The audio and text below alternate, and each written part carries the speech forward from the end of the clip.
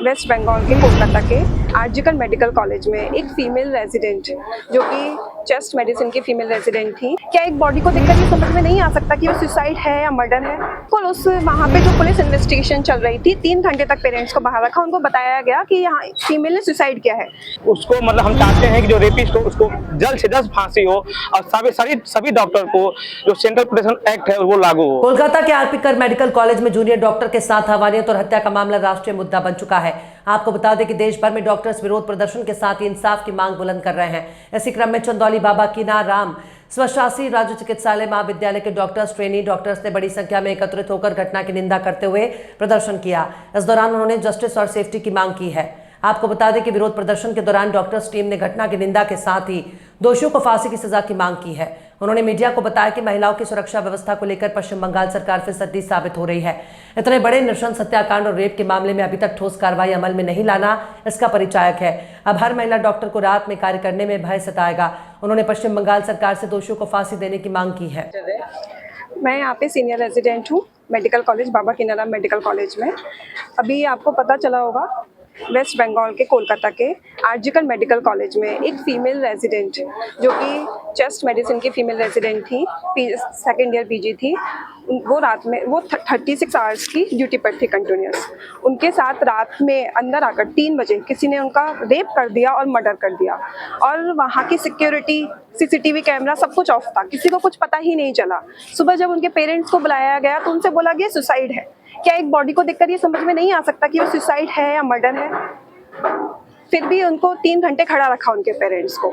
क्या female residents इसीलिए यहाँ पे हैं? क्या इसमें ये भी मानती है जिस मेडिकल कॉलेज में थी उस मेडिकल कॉलेज के थ्रू ये बताया गया फैमिली को उनके कि ये आत्महत्या है? इस पे क्या कहना है आपका?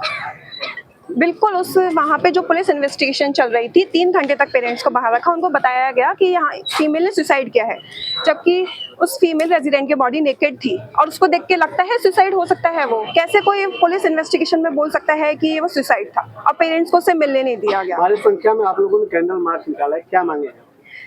हमारी 2 मांगे हैं, एक तो सेफ्टी और justice. We just want safety and justice. और इसमें डॉक्टर्स के लिए कोई बड़ी बात नहीं है। एज ए फीमेल रेजिडेंट मैं खुद फील करती हूँ, अगर हम नाइट इमरजेंसीज में है, क्या हम सेफ्टी की मांग नहीं रख सकते? हमारे पेरेंट्स इतना दूर रहते हैं, हमें यहाँ पे पढ़ने के लिए भेजते हैं, लोगों की सेवा करने के लिए भेजते हैं। क्या लोग और गवर्नमेंट हमारे लिए हमें सेफ्टी भी नहीं प्रोवाइड कर सकती?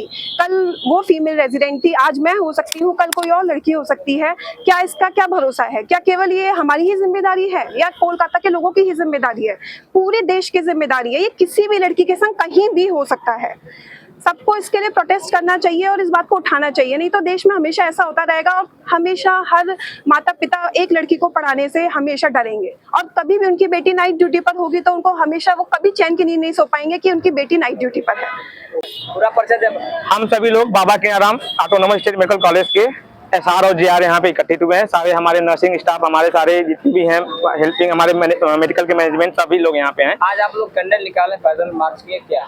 बीते 9 अगस्त को हमारे एक आरजीकर मेडिकल कॉलेज कोलकाता में एक हमारे सेकेंड JR थी चेस्ट डिपार्टमेंट के मोमिता देवनाथ, उनका मतलब जघन्यता के साथ, उनका रेप के साथ उनका मतलब मर्डर हुआ है। उस पर भी गवर्नमेंट वहाँ की चुप हुई है, जिसके आज IMA के द्वारा हम लोग पूरे इंडिया में आज प्रोटेस्ट है।